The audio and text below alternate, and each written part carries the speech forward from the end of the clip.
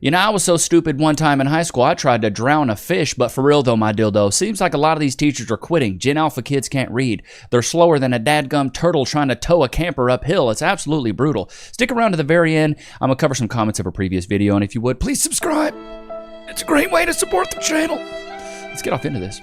I'm a high school teacher. It is 4 weeks into the school year with students, and I am at my limit already. I am at my limit with being talked to and demanded at so disrespectfully, interrupted constantly, repeating myself countless times. This year feels worse than the last 5 years I've taught. This is bad. This year is not good. It's not good. We are struggling, and not a lot of us are gonna last if this continues, because I think there's a reckoning of teachers realizing like, I actually don't deserve to be treated like and then every day wipe that slate clean and start on over as if it didn't happen. I teach high schoolers. I see it from videos of elementary school teachers and middle school teachers. I don't know when as a society we're gonna wake up and say, our system is failing. Our students don't have basic respect or human decency. Teachers are done. These behaviors in the I think this is the main reason why. Put a 1 in the chat if you agree. I think the main reason why is because we're allowing kids to be raised by iPads. I talked about this when I was in college to some of my buddies.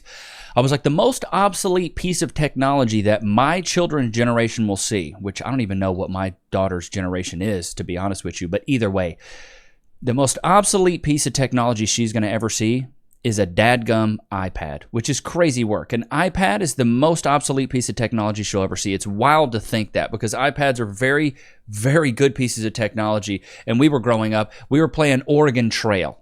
Do you smell what I'm stepping in? We were dying of dysentery. We were dying because we didn't have enough corn. Like, come on, bro. There's differences in the level of technology that we've had access to, and for us, at least millennials, we had access to really bad pieces of technology. The kids nowadays have great technology. In the elementary school setting are so unhinged.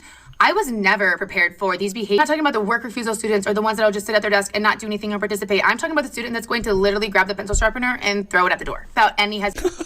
Kids are just throwing stuff at the door. Let me slow the speed down a little bit here. I speed these up a little bit just so I can get through them. At all. Okay, these behaviors are not just at my district, they are all over. I am not talking about special education classrooms only. I'm talking about general education classrooms. I go into those classrooms and I pull my special education kids, and the behaviors that are being demonstrated right in front of me with another adult in the room, these kids are so unfazed. They do not care that you are watching them. And then you call the parent and let them know the behavior that their child had today, and they tell me that the child's never even told them no at home and they're an angel. You're telling me that that child just threw a desk and they've never told you no? And they are complete angels at home? This is why we have so many burnt out teachers leaving teaching, because of the behaviors in the classroom. So when teachers... I agree with that. There's a lot of stuff that's not being done at home. And then the thing is when you put kids in front of a screen, you don't teach them any emotional regulation. And then every kid gets a participation trophy. I don't know about you guys. I remember the participation trophies in my generation. I always thought, why in the fart am I getting a participation trophy? I am the #1 loser here. Why am I getting this? Teachers are saying that students have terrible reading skills and just lack reading comprehension. This is what we're talking about, okay? This is a warm-up that one of my 9th grade students turned in. I asked him about...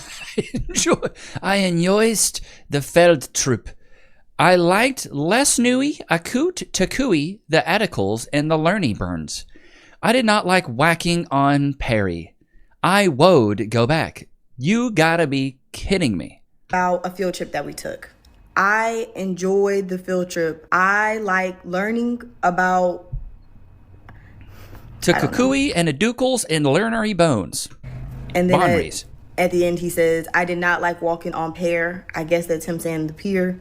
I would go back. This is a 15-year-old. This is a different... Oh my God, this kid is 15. Different 9th grade student. Same class. He said, I ran some for a PhD. I ran some tests on the water. Boy. Stupid. Of the water. We're not exaggerating. It is bad out here. This is ridiculous. Okay? Well, guys, I made it a week. These kids are dumber than a soup sandwich. Some of these kids are dumber than a dadgum waterproof towel. What in the... Oh my God. And I asked to put my resignation in. I've been dealing with so many health problems due to stress, at least the last 2 years, and I was hoping that being at a new school would change that. And day 3, I was in urgent care. It all came down to chronic stress, and I walked in the next day and said, I cannot do this anymore. And One of the questions people ask me is why are teachers quitting so much? I'm going to tell you my experience, and this might not be everybody's experience, but for me, I am in fight or flight mode all day long, and I really don't know what would change it. I guess just the caseload. It's so much pressure. You know what? I actually do have something that could change your fight or flight mode, Rebecca. Chat, quick question. You spend all day trying to improve your life. You hit the gym, you track your calories, you try to make more money, and you work on yourself. And some of you guys are still getting nicotine products that are loaded with chemicals, have weird fillers, and enough ingredients to look like a CVS receipt. That's why today's sponsor is Nic Nac. Nic Nacs are fully dissolvable nicotine lozenges made with just 6 premium ingredients. No smoke, no pouch, no bottle, no spitting, no carrying around some adult pacifier attached to a charging cable. Just clean nicotine and essential oils for flavor. They come in both 3 milligram and 6 milligram strengths, and they're small enough to use basically anywhere. At work, on a flight, at the gym, on a road trip, or wherever. And if you're going to use nicotine, at least use something that wasn't designed by a committee of chemists trying to see how many ingredients they can fit on a label. Go to nicnac.com/Levi and use code Levi for 20% off. That's nicnac.com/Levi for 20% off your order. And warning, this product does contain nicotine, and nicotine is an addictive chemical. Be careful out there, chat, but if you want something, they're solid. I'll be throwing one of them in my lip every once in a while. What was this chick saying? In so many different areas, it's hard to explain to people that aren't in it. It's the workload. I narrowed it down to 2 choices. I said, okay, number 1, I either need to make peace with working 50 to 60 hours, and God, I need to go get some antidepressants. Bro, I don't know about y'all. I remember my algebra teacher. I don't even remember her name. Mrs. Cornwall, Mrs. Corn Nugget. Stupid. It was something Mrs. Corneus, and she was on Xannies. She was proud to be on her antidepressants. Option number 2 is make peace with quitting and trying something new. I mean, you could work at Walmart and get paid more than being a teacher. Teachers get paid scraps. I used to be a teacher. I was a substitute teacher for a little bit, and then I actually got my degree in college in music education. I was going to be a music teacher, but then I started teaching, and I was like, I'm good. This is sucky. And that's what I decided. My health is just, my body is saying no more. The extent to which a teacher's body, a teacher's psyche, a teacher's well-being are compromised in order to meet the needs of the school and of the students is staggering. I was always sick when summer break started. I was sick over any of the breaks because my body had been holding on for just long enough to make it to the next break. And at this point with teacher burnout, there are literal studies, academic studies, medical studies on the effects on the body that this has on humans. People who teach for decades are more likely to develop autoimmune conditions than their peers who did not. Almost all of the physical things that I struggled with when I was a teacher went away within months and then years of leaving teaching. I used to not sleep through the night, and I thought it was because I had young children and had babies, but the insomnia wasn't because I was tired or being interrupted in my sleep by babies. It was because of my job. As a teacher, I had frequent UTIs. I haven't had a UTI since leaving teaching. As a teacher, I got sinus infections so frequently that I was getting laryngitis, and I had pneumonia when I was 25 years old. I now travel for corporate. I travel all the time. I am on flights all the time, and I do not get sick. I have so many days of sick leave just banked, and I'll just never use them. Whereas when I was a teacher, I never even had enough sick leave to take care of my own kids, much less myself. I'm no longer gaslit on a daily, weekly basis by parents, other teachers, students, administrators. Everything I need for work is paid for by work. I don't have to buy stuff to bring to work. And not that anybody was really clocking it, but none of the things that I mentioned included how much I was paid as a teacher, because I wasn't paid very much as a teacher, and I am paid appropriately now, but those weren't even the main reasons why I left teaching. I don't miss my summer breaks. I don't miss any of my breaks. I don't miss needing a break from work. I now know the feeling of I am tired, I've been working a lot, I'm ready for a break, but it is not like I'm dragging my body across a finish line and just hoping that I make it so I can literally collapse. That's brutal. Chat, what do you guys do for a living? Let me know. Yeah, dude, I realized real quick that teaching, it sucked. It blew balls, literally. I was like, there's no way I can do this for a long time, especially if I want to make any money. There ain't no way, bro. When people ask me why I quit teaching, when is it enough? When do I decide to throw in the towel and leave my kids and my team? Because I had a legitimate panic attack last night for the first time in years, and I just feel like I'm being completely picked apart. And I'm trying really hard to keep a positive attitude about it, but I just woke up so anxious this morning. And then I had 7 people from the district in my room observing me today, and I thought it went really well. My kids were engaged, they were doing what they were supposed to be doing. And I had planning with my coach after, and she just told me about all of the things that I did wrong. And I don't know how much more I can do. But my kids come in for indoor recess in 3 minutes, so I gotta get it together before then. Teachers are quitting me. Well, this is another thing. It's like they watch you like a hawk. Even when I was student teaching, they watch you like a hawk, and they're watching every move you make. You shouldn't have said that. You shouldn't have done this. You should. And it's so catty, and it's usually all women. At least when I student taught, which is what you have to do out of college before you go and actually teach. When I student taught, it was all the ladies from the 80s. It was all these old Leonard Skinner-ass women. They all loved, like I love Michael Bolton, and it was all that, you know what I mean? And then I realized, like, and then they were trying to pimp me out. They're trying to pimp me out. My daughter's a sweet girl, you know? You might really like her. I was like, no thanks. I'm good. I really don't want to meet your daughter. I'm good. White teachers are quitting. Year again, at record numbers, is one of the reasons why. A student who wasn't assigned to me or my classroom was let into my room by another adult, a teacher's aide, and repeatedly ignored my direction and instructions to leave. Eventually, she repeatedly called me up and threatened me with physical violence, which sent me into a panic attack. Jeez. I called the office for support, and as soon as the dean of students showed up to my classroom, I left and I went to the stairwell to go cry and have a panic attack. Once I calmed down, which took my entire lunch, I was expected to go back and teach my classes, because we had a sub shortage and nobody could cover my classes for the rest of the day. By the end of the day, the videos that the student took of me circulated amongst the student body, and I ended that day sitting at my desk feeling the most powerless and defeated that I've ever felt in my entire life. The student was not given a consequence that was fitting. She was sent home for the day. That was it. I received no apology, no restorative circle from the student or the adult who let them into my classroom, and the paraprofessional received no disciplinary actions. He stood in my classroom and allowed his student to speak to me in a degrading, violent, and disrespectful manner. After that class period was over, Okay. First of all, you can't speak in a violent manner. Violence is physical, okay? Just because you got offended by the words doesn't mean the words were violent. Now, he can be disrespectful and demeaning. I always don't like, I told this line of speech being violent, you know, unless he says he's going to do something to you, but even then he's saying it, he's not doing it, so I don't know.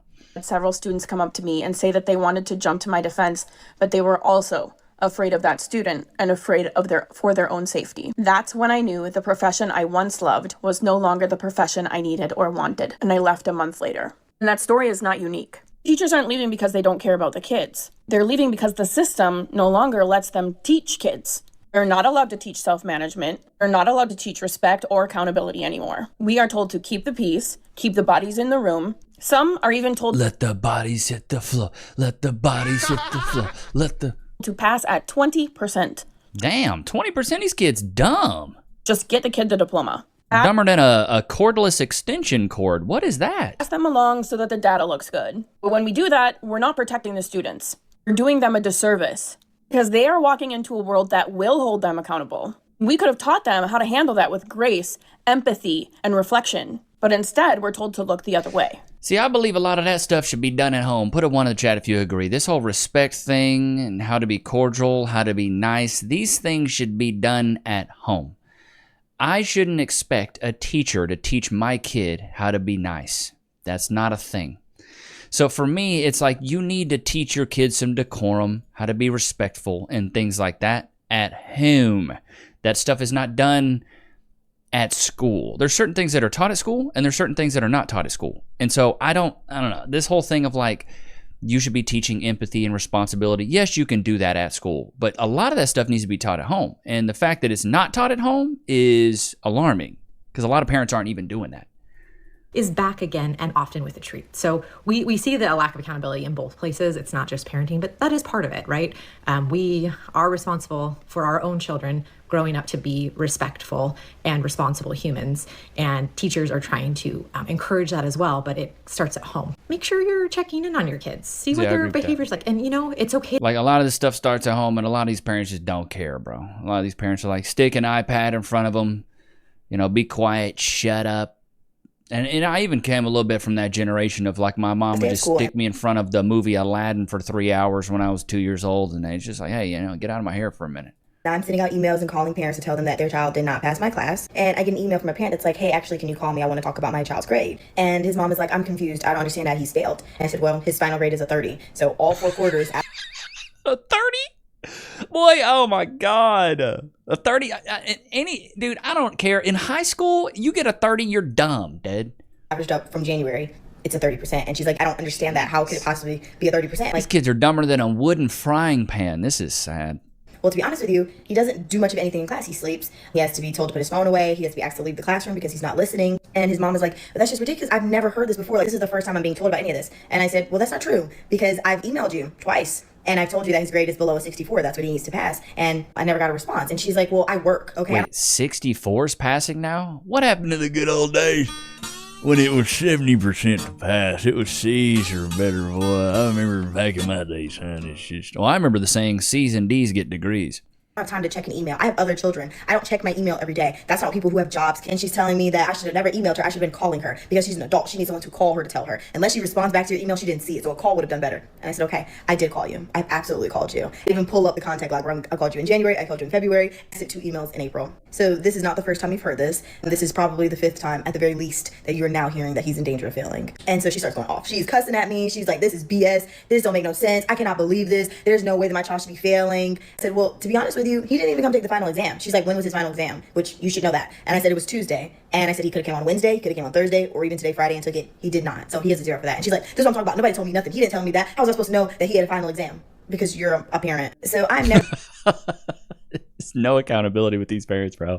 confused when my students refuse to take accountability. Their parents do not take accountability. So why would they? Why did this lady say to her child who's in 5th grade, they're going to get coal for Christmas as a punishment? That had to be the lamest punishment I've ever heard. Because for one, they're in 5th grade, they're 11 years old, they're not 5. They don't believe in Santa at that age. Yeah. Coal, what is that going to do? Saying you're going to get coal, come on now.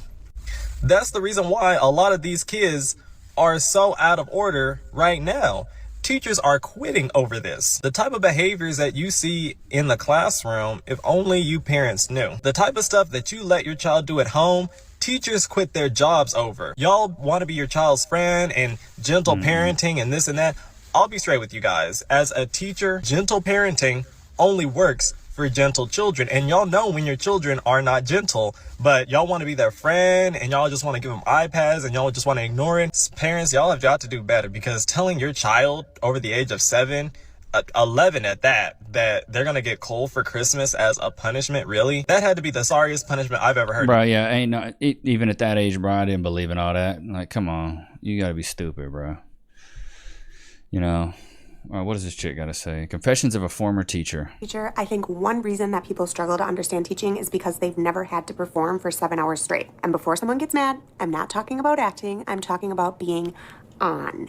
You don't have a second to have a bad meeting and then shut your office door. You don't get to stare at your computer for 10 minutes to reset. You don't get to quietly have an off day, because the second those kids walk in, you are on. Every question, every lesson, every transition, every interruption, every problem for 7 hours. And then people wonder why teachers are exhausted by June. I mean, I agree, dude. This is one of the reasons I got out of it. I started student teaching and I was like, this is absolutely ridiculous. There's no way I'm going to be able to keep up with this, bro. Like, these kids are bad.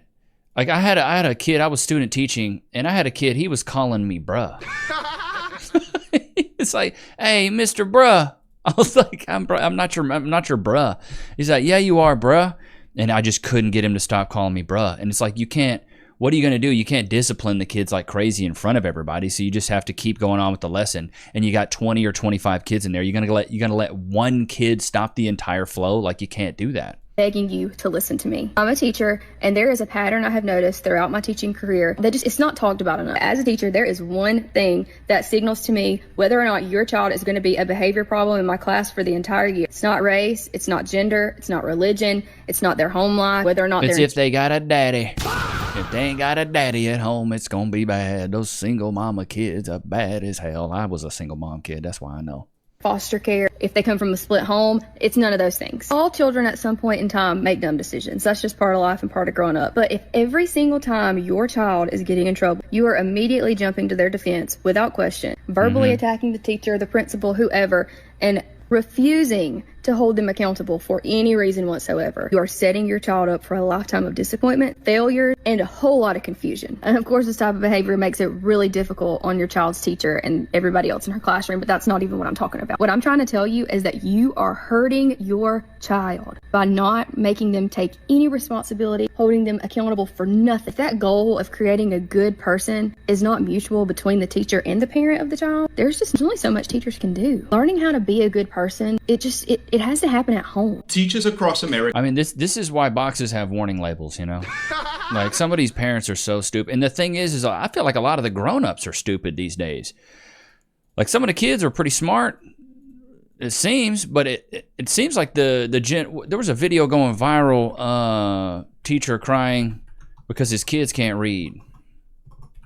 Because kids can't, how do I reach these kids? Yeah, this dude right here, he's like crying because his students can't read, bro, which is crazy work. This is a Texas teacher. Y'all showed y'all how good the education system is out here, bro. It is. So I am on my lunch break. It is, I don't know, 11:30 or something like that. And I just finished a 3-hour class. We have what's called block, and block is where first and second periods are combined for subjects that need it. And so I literally broke down in the middle of class because I'm teaching seniors. These kids are leaving high school and going to college, hopefully, after they finish. We had 2 paragraphs to read, 1 sentence complete to write. I gave them dumber than a box of rocks. The sentence stems. I basically completed the sentence for them in the model. These are 17 and 18-year-old kids. Can't read, bro. And they couldn't fill in 4 words. 4 words. Stupid. I gave them the scenario. We annotated together. I gave them the answers before we even had the problem. And they couldn't do it. Damn. I don't know. I simply I have a theory of why I think this is. Don't know. I'll get into it in a second. Where the problem is. This is only day 2. And I have seniors who simply cannot read. Here's why I think it is. Put a 1 in the chat if you agree. Here's why I think it is. Numero uno is because we've turned our kids into consumption zombies. All they want to do is consume. They don't want to create anymore. We've taken creation out. When you create, it forces you to use parts of your brain that you typically wouldn't use. When you consume, you can just be on autopilot and you don't have to think. You can just go, you can just consume, right? Creating is what allows you to unlock certain levels of your brain. And without creation of Bill Clinton arguing with, okay, one sec. Without creation, kids aren't allowed to have the space to think critically. And a lot of kids can't think critically. They can barely even think. It's really sad because this is the future generation. This is the kids that are going to be trailblazing the new age of what's going on politically, what's going on economically. You got kids that can't do simple math. They're going to be, running the economy. Crazy to think. So here's what's going to happen. There's going to be an even greater divide of people that are high earners and low earners, because the people that aren't educated are going to be forced into hard labor jobs, construction, work in the streets, doing hard blue collar jobs. And the people that are intelligent will be doing these highly specialized jobs. But they always say that the A students are managed by the B students that work for the C students, because the C students are always willing to take a risk. For me, I was a C student. I was never an A student. I think I made my first C in 3rd grade. Stupid. Like, I wasn't smart. I wasn't You wouldn't look at little old Levi and go, that's a brainiac. A lot of room in the forehead for a brain there, but it's not there. It's not there. But for me, I'm a big risk taker. So I've tried a lot of different things, and now that I've actually succeeded in what I'm doing on YouTube, people look at it and go, wow, Levi's really smart. No, I'm not. I just took a lot of risks. A lot of people are very afraid of risk. The valedictorian, salutatorian from my grade, guess what they're doing right now?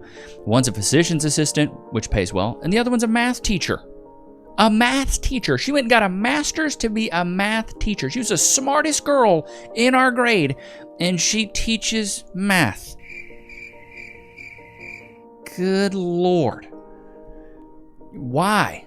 You're that smart for that. You should be running a company. You should have employees. You should be changing the world, not teaching kids multiplication and pre-cal and geometry. What is that? What is that? You chose to study that hard, do all that work, come in early, stay late to teach math. Get out of here, bro. All right, let's go over the comments from yesterday's video. We got the Clintons are beyond corrupt.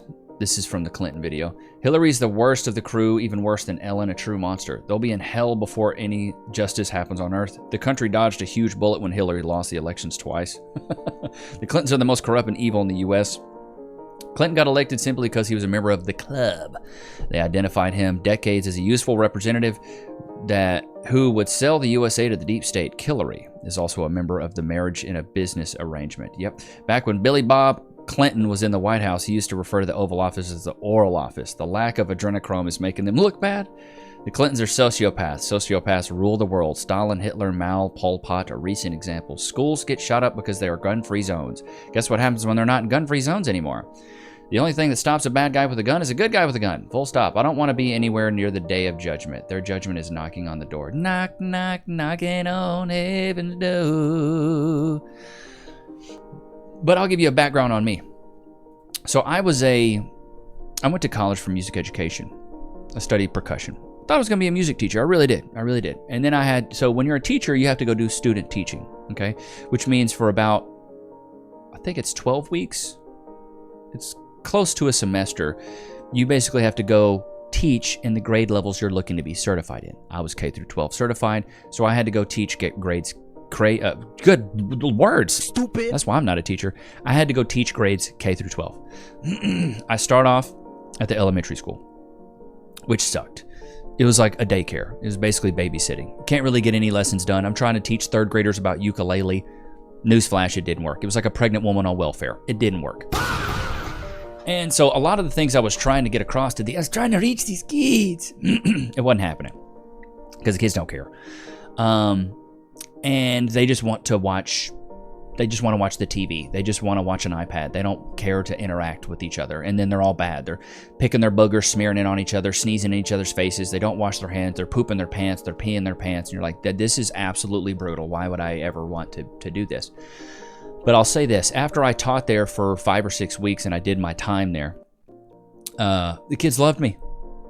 They're like, Mr. Nichs, yay! We're so sad to see you go. I had a picture. At one point, I don't know where it is now, I had a picture of when they found out I was leaving. They were all so sad that I was leaving. That was the coolest part. That was the sweetest part, is that all the kids loved me and they were like, wow, we're really going to miss you. The part that wasn't cool was all the ladies from the 80s teachers trying to pimp me out. Hey, I got a nice daughter you should meet. I'm not trying to meet your daughter, Mrs. Harris. Thank you. She's a single mom and I'm good. Fast forward, middle school. Teach middle school, it's all right. These kids got attitudes. And when 6th, 7th, and 8th grade, there's something about those kids. They just don't care about anything, bro. All they want is to look cool. They don't want to practice. They don't want to work. They just want to like, what's cool? I want to chase girls. I want to be cool, which kind of sucks. Then in high school, I was like, great, maybe these kids are serious. Because when I was in high school, when I was part of my drum line was pretty good. We went to competitions, we competed, we won first place, we did indoor drum line. We were the best part of the band was the drum line. So I took it very serious. All my friends were in drum line. We practiced outside of school, before school. We'd go over to each other's houses and practice. I get to the high school and I'm like, do you guys practice outside of band? And they're like, no, I hang out. Play video games. Like they didn't care to practice. They weren't doing none of that. So I was like, okay, this is great.